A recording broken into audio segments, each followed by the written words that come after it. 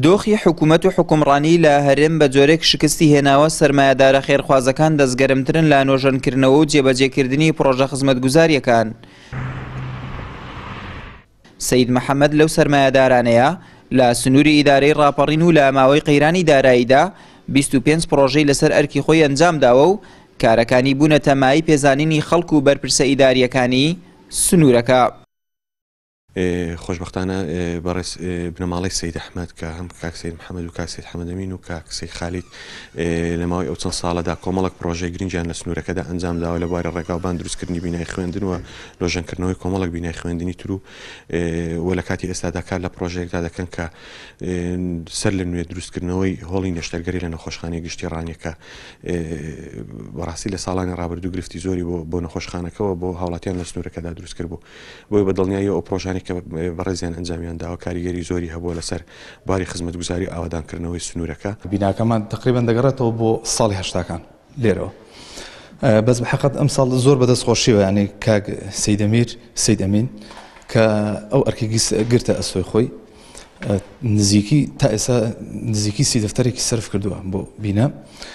و ئەمەش لێرە بەڕاستی خزمەتێکی زۆر بە دەڤەرەکەمان دەکات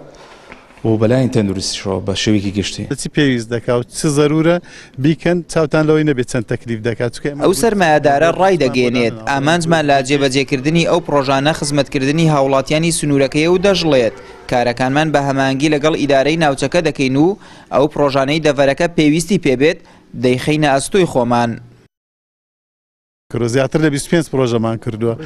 بەڵێ وەڵای هێندێکیان مەسەر مەکتەبمان دروست کردووە زیاتر لە $1 ملیۆن تێچووە مەکتەبی کەمان لە قەڵازێ دروست کردووە مەبلەغی زیاتر لە $500,000 تێکچووە لە حاجیاوای قوتابخانەمان دروست کردووە ئیدی بڵین مزگەوتیشمان الحەمدوللا زۆر دروست کردووە. ئینسان کە دەسەڵاتی هەبوو بتوانێت لە بوارێکدا کە ئیمکانیەتی هەبوو پێویستە ئەو ئیمکانیەتی خۆی لە خزمەتی خەڵکیدا بەکاربێنێ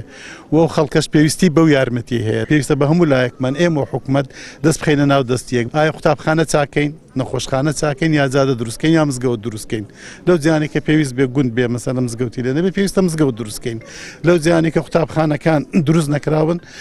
قوتابخانە دروستکەین ئەگەر نا ئەو قوتابخانە پێویستە نوێژن بکرێنەوە بۆی بتوانن دراست تێدا بەردەوام بێ. بە پێی بەدواداچوونەکانی پێە لە ئیدارەی ڕاپەڕین 75 پرۆژە بەهۆی قەیرانی دارایی کارەکانیان وەستاوە و لە ساڵی ڕابردووش بە واژۆی قوبات تاڵەبانی بڕی 20 ملیار دینار بۆ تەواوکردنی ئەو پرۆژانە تەرخان کراوە لە کۆی ئەو بڕێش تەنها 6 ملیار دیناری خەرج کراوە بۆ دەستپێکردنەوەی کاری پرۆژە تەواو نەکراوەکان. ئەمە لە کاتێکدا تەنها ئەو سەرمایەدارە توانیوێتی بە بەهای زیاتر لە 4 ملیار دیناری تەرخان بکات بۆ نۆژەنکردنەوە و جێبەجێکردنی ئەو پرۆژانەی حکوومەت و ئیدارەی ناوچەکە نەیتوانیوە لە ئەستۆی بگرێن. ئاراز ڕەسوڵ، کەناڵی ئاسمانی پەیام، ڕاپەڕین.